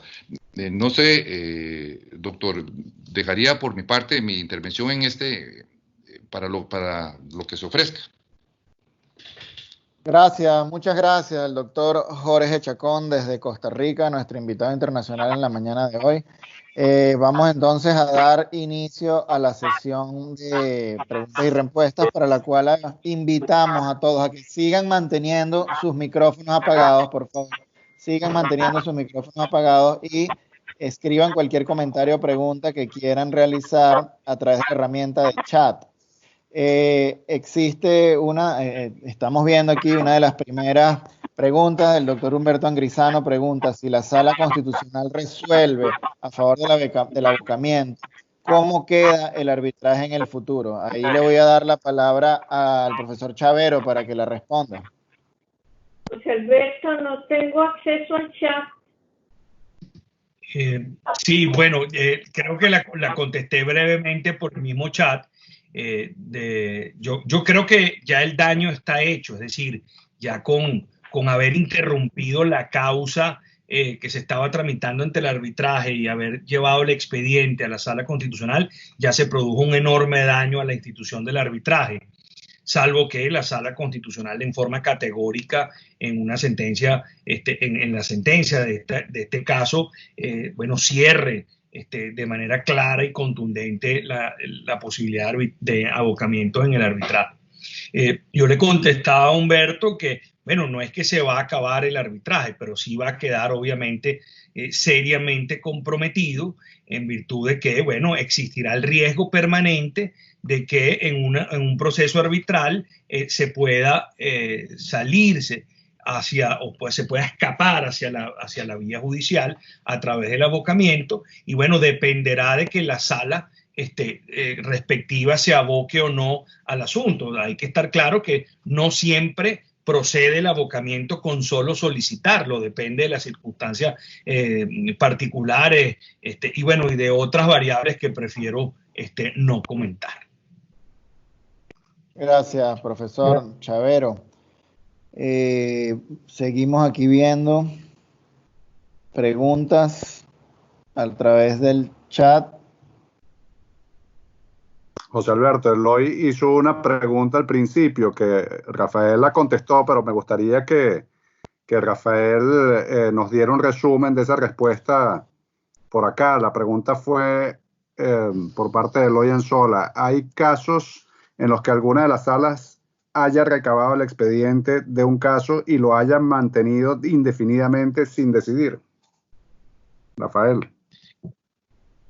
Sí, como les decía en mi intervención inicial, no hay ningún plazo para que las salas decidan en la solicitud de abocamiento una vez que ésta ya ha pedido el expediente y lo tiene en su sede. Puede pasar 2 meses, 3 meses, 6 meses. Yo le contesté a Eloy un caso, o leí la referencia de un caso donde la Sala Constitucional tardó 2 años en decir que no había ninguna irregularidad en ese proceso, devolviendo el expediente al mismo tribunal que venía conociendo del asunto. Es decir, parte del problema del abocamiento es que en algunas circunstancias puede constituirse en un mecanismo que atente contra el derecho a un juicio sin dilaciones indebidas, ¿no? Y eso ha pasado con cierta frecuencia. Hay por ahí una sentencia de la Sala Constitucional que yo cito en mi trabajo, trató de establecer un plazo máximo de 30 días para que la sala respectiva tomara la decisión una vez que ha tomado el expediente. Pero es una decisión aislada de la Sala Constitucional que el mismo día la sala la contradijo en otra sentencia también sobre abocamiento, y más nunca la Sala Constitucional ha vuelto a retomar esa tesis de los 30 días. Por tanto, sigue siendo un plazo indeterminado y puede pasar que haya una dilación importante en la decisión de solicitud de abocamiento. Recordamos nuevamente apagar los micrófonos, estamos sintiendo mucha interferencia. Por favor, a todos aquellos que tengan el micrófono abierto, apagarlo. Continuamos con el tema de preguntas y respuestas.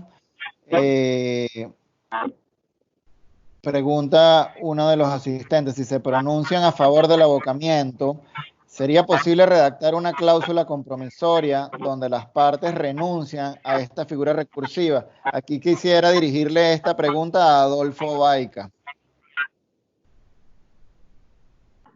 José Alberto, ¿me oye? Sí, Irma, te oímos. No sé cómo darte acceso al chat porque es un tema ya técnico. Todos deberían tener acceso al chat. Sí, pero no lo tengo, es una lástima. Bueno, ¿qué se va a hacer? Gracias. Perdón, Irma, pero si quieres aprovecha ahorita que Adolfo todavía no ha respondido y puedes hacer tu comentario o tu pregunta.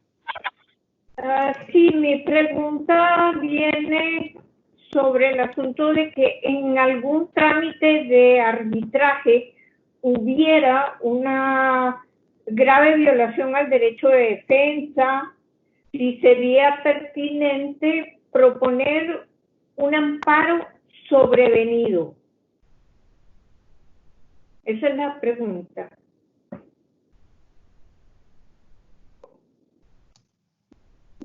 José Alberto, me perdonas que te esté tomando un poco la moderación ahorita, ya lo voy a abandonar, pero yo creo que el ideal para responder esa pregunta puede ser Rafael Chavero.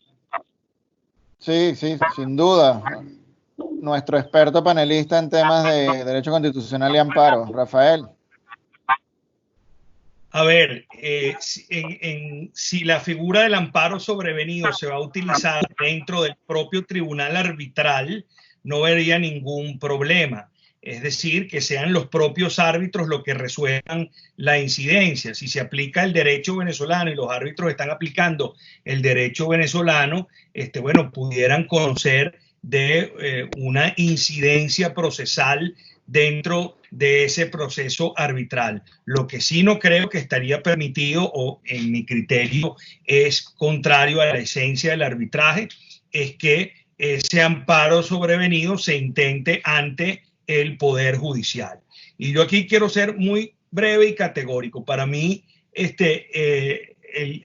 derecho siempre ha sido sentido común, y mi sentido común es claro en que si las partes han escogido resolver sus controversias en un tribunal arbitral a través de un proceso ante una institución de arbitraje, y ello implica, ese acuerdo implica el rechazar la vía judicial, ese acuerdo implica el que son unos árbitros los que van a tomar las decisiones sobre el fondo del asunto y que solo excepcionalmente cabe la vía del recurso de nulidad contra ese laudo por los supuestos taxativamente allí previstos. Cualquier cosa que no sea eso es desconocer el compromiso arbitral y es desconocer la esencia misma del arbitraje. Estas huidas al Poder Judicial para resolver temas de fondo, porque en definitiva eso es lo que está tratándose de hacer, no es otra cosa que el desconocimiento mismo de la esencia del arbitraje. Excelente. Aquí hay una pregunta del profesor Alfredo Abujasán. Si vemos el asunto desde los efectos que puede producir el abocamiento, ¿no se estaría cambiando la naturaleza procesal del arbitraje? Además, ¿no se estaría implícitamente cambiando el procedimiento aplicable? Me gustaría que Adolfo, si está conectado, se dirigiera a esta pregunta.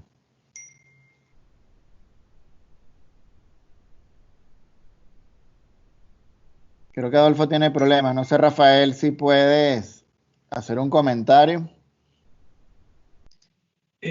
Sí, o sea, la pregunta es si se estaría cambiando la naturaleza del procesal del arbitraje. Sin duda, es decir, si se va a admitir la figura del abocamiento dentro del proceso arbitral, yo creo que el arbitraje deja de ser, digamos, o estaría migrando hacia una cosa muy peculiar, hacia una especie de jurisdicción mixta donde las controversias pueden ser analizadas por los árbitros y los jueces al mismo tiempo. En fin, pasaríamos a tener una situación claramente atípica y que en mi criterio, insisto, desconoce la esencia misma del arbitraje. Por eso yo creo que el abocamiento se justifica dentro de la estructura del Poder Judicial, donde hay varias instancias, donde hay tribunales superiores, donde hay unas salas del Tribunal Supremo de Justicia que sirven de alzada a los tribunales inferiores, y en esa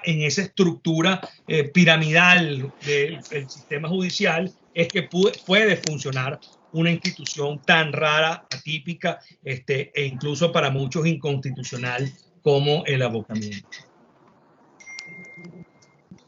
Gracias, Rafael. Hay una pregunta de un usuario identificado como Soran. En vista de la situación, ¿por qué no pensar en la posibilidad del arbitraje en asuntos de familia, mayormente los de contenido patrimonial? ¿Me oyes ahorita, Alberto? Hola, Adolfo. Adelante. Ok, ya estoy aquí. Yo creo que el arbitraje está activado por temas patrimoniales de familia. El problema es que puede venir una causa, por ejemplo, fallece una de las partes y hay niños menores de edad. Entonces es ahí donde se puede complicar el tema. Se podría complicar en un arbitraje normal, pero en temas hereditarios ya existe pues el arbitraje.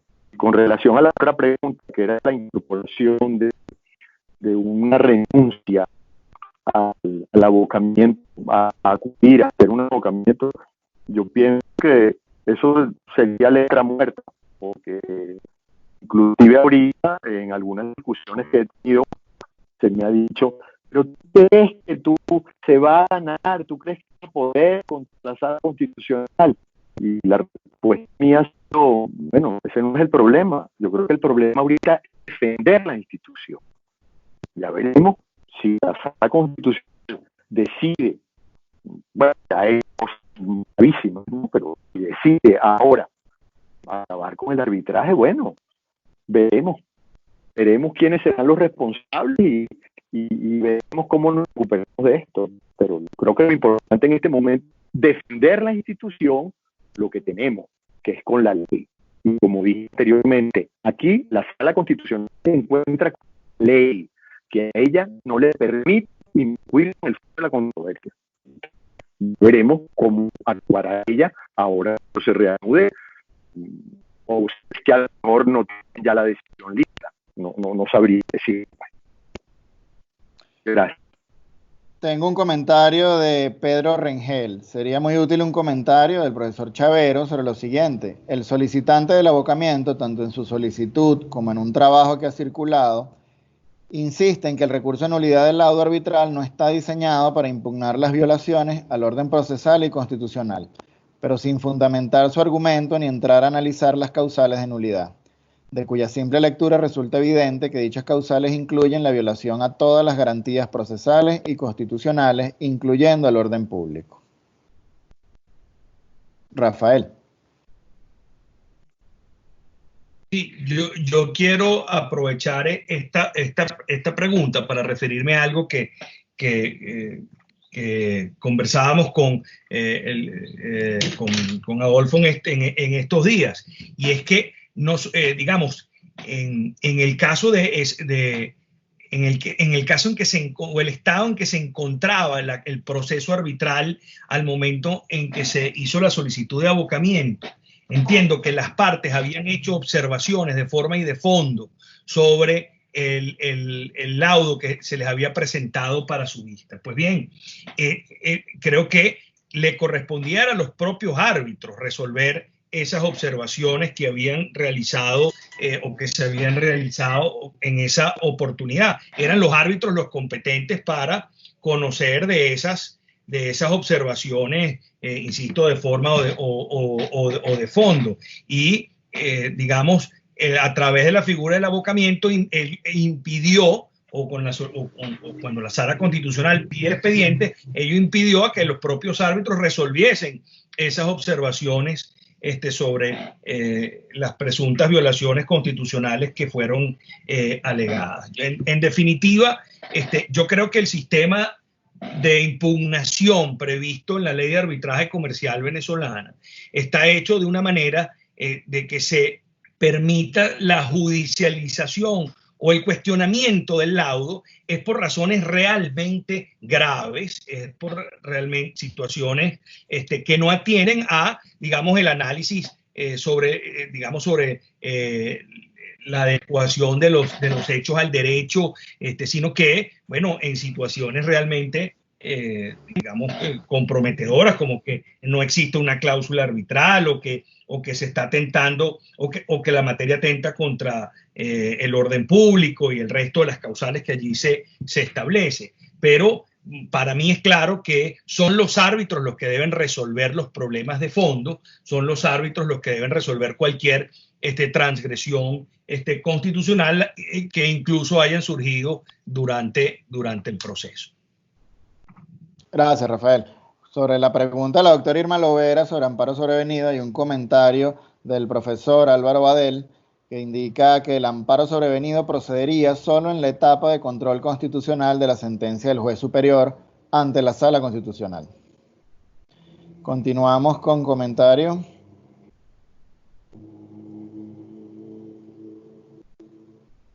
Sobre el tema de arbitraje, si tiene cabida en temas patrimoniales de familia, hay un comentario de Diana Drulers especificando que en el Centro de Arbitraje de la Cámara de Caracas hubo varios casos de mediación sobre temas patrimoniales de familia, pero no hubo arbitraje durante el tiempo que ella estuvo liderando ese centro, hasta el año 2014.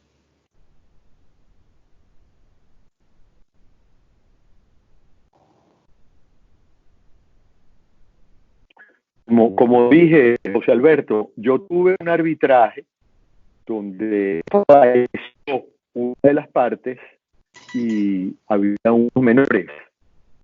Eso sucedió en plena sustanciación. Entonces ahí hubo un problema de jurisdicción a la cual se remitió al Tribunal de Protección al Niño y al Adolescente, y creo que hasta la fecha, pues como 4 o 5 años, creo que hasta la fecha no ha habido pronunciamiento al respecto. Yo pensaba que era lo más práctico, yo era árbitro único, y yo pensé que lo más práctico es ir al Tribunal de Protección y pedirle autorización para que se tramitase el arbitraje, para que acordase pues, la representación del niño, pero después precisamente en las observaciones al laudo preliminar, las discusiones se llegó, iba a plantear pues declinar la jurisdicción, y entonces eso fue lo que se hizo. Y es ahí donde es importante, creo que yo lo expresé en una comunicación que circuló en Arbitraje de Venezuela, en donde en esa figura de presentación del laudo preliminar, la cual creo que es de avanzada jurídica, porque es la verdad, porque presupone que las partes están actuando completamente de buena fe y entregadas al procedimiento arbitral. Las partes pueden hacer observaciones de forma y de fondo. Es decir, que si hay alguna cuestión de fondo, de interpretación de la ley, las partes pueden llamar la atención de los árbitros sobre ese punto. Lo que no es correcto, una vez resueltas por los árbitros esas observaciones, o antes salir corriendo a la jurisdicción ordinaria a pedir una providencia, meter un amparo, precisamente para abotar o arrebatar a los árbitros. Gracias. Gracias. Bueno, no veo nuevas preguntas o comentarios. Hay un comentario de quien se identifica como Soran. Dice, a eso me refiero acerca de la situación. Veo mayor garantía en el arbitraje, aún con presencia de los niños, niñas y adolescentes. Bueno, creo que estamos sobre la hora. Si no hay mayores preguntas o comentarios, yo voy a invitar a los tres ponentes, a quienes de una vez felicito por sus excelentes presentaciones: Rafael, Adolfo, Jorge. Voy a darle la palabra entonces a José Gregorio para que dé unas palabras de cierre. Lo que quería invitar a todos a que encendieran sus cámaras en este momento, para que podamos tener una visual para nuestras redes sociales.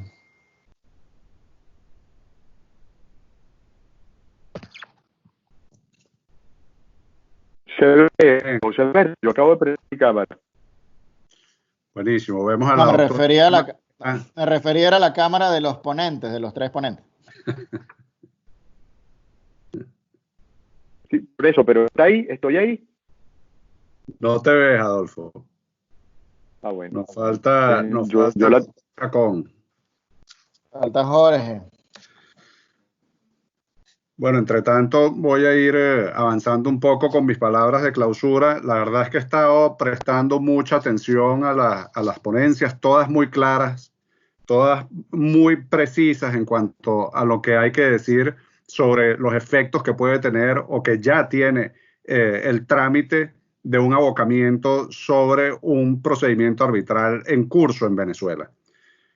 No tengo palabras para poder expresarles lo que es la medida de la alarma que significa esto para la comunidad del arbitraje en Venezuela, para el arbitraje comercial en Venezuela.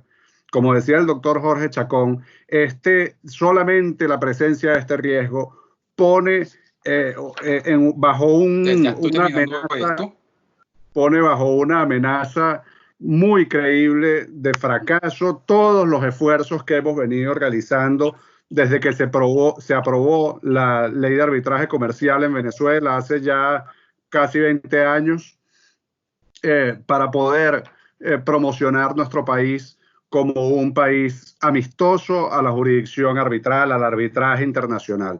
Tener nada más el riesgo de que un tribunal ordinario, bien sea la Sala Constitucional del Tribunal Supremo o cualquier tribunal menor que pueda interferir en el procedimiento arbitral, es algo que definitivamente hiere mortalmente al arbitraje en Venezuela. Nosotros hemos venido asumiendo una posición activa con respecto a este caso. La ABA emitió un pronunciamiento público sobre el tema y sobre la primera decisión emitida por la Sala Constitucional el 20 de febrero de este año. Y pretendemos también hacerle llegar nuestras consideraciones y nuestros comentarios desde el punto de vista meramente objetivo, académico, jurídico, a la Sala Constitucional para que se tome en cuenta lo que sería un verdadero retroceso en todo lo que ha avanzado la propia doctrina de la Sala Constitucional en materia de arbitraje. Hay que decir que el acuerdo de arbitraje en Venezuela, así como en cualquier otro país que sea amistoso con el arbitraje, que tenga los estándares internacionales del arbitraje, es exclusivo y excluyente de la jurisdicción ordinaria. Exclusivo y excluyente de la jurisdicción ordinaria. Eso lo tenemos en la Ley de Arbitraje Comercial, lo tenemos en la Convención de Nueva York. Se llama TV Terraza.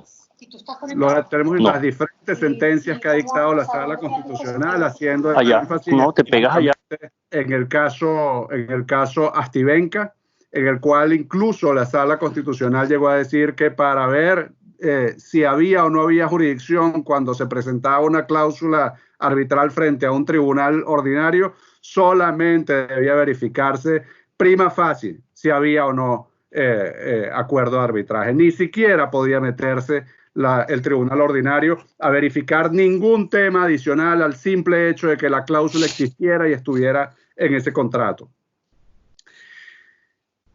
Pedir un abocamiento, además, es una clara violación del acuerdo de arbitraje que hay entre las partes y como tal es también una violación contractual. Podría incluso llegar a acarrear responsabilidad para quien pida ese abocamiento.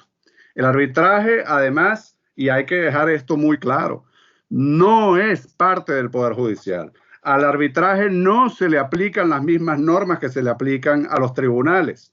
Un árbitro no está obligado por las mismas leyes que obligan a los jueces a conducirse de determinada manera. El Código de Procedimiento Civil, que es algo en lo que hemos insistido tanto desde la ABA, no es aplicable al arbitraje. Mucho menos va a ser aplicable un recurso como el abocamiento que el doctor Rafael Chavero ha tenido a bien explicarnos con toda claridad su alcance.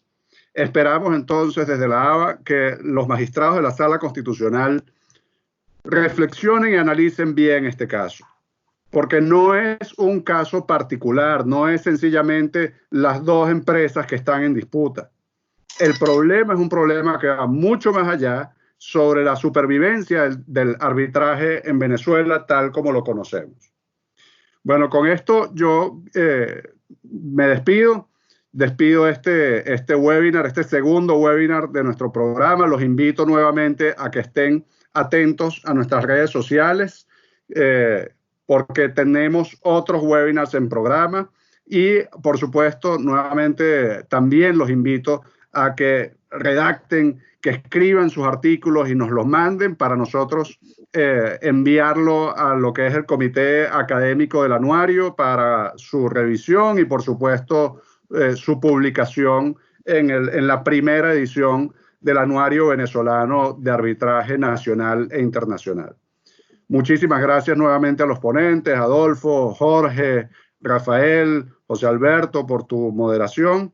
Esperamos que esta información que tenemos acá llegue a todos los participantes y la puedan asimilar para tener en Venezuela un arbitraje con mayor solidez y con mejores perspectivas para el futuro. Muchísimas gracias. Gracias por esa palabra, José Gregorio. Bueno, con esto damos clausura a este excelente evento. Gracias, Rafael. Gracias, Adolfo. Gracias, Jorge. No sé si seguiste en línea, Jorge. Un especial abrazo para ti, que desde Costa Rica nos ha apoyado y nos ha acompañado en esta iniciativa. Esto es uno más de las distintas iniciativas académicas que se están dando a partir del tema del abocamiento. Como bien decía José Gregorio, estamos preparando otros webinars que serán anunciados próximamente por nuestras redes sociales para tratar de atender los temas que más importan a la comunidad de practicantes del arbitraje en Venezuela. Bueno, los invitamos a seguir a las redes sociales de la ABA, a mantener esta comunidad virtual.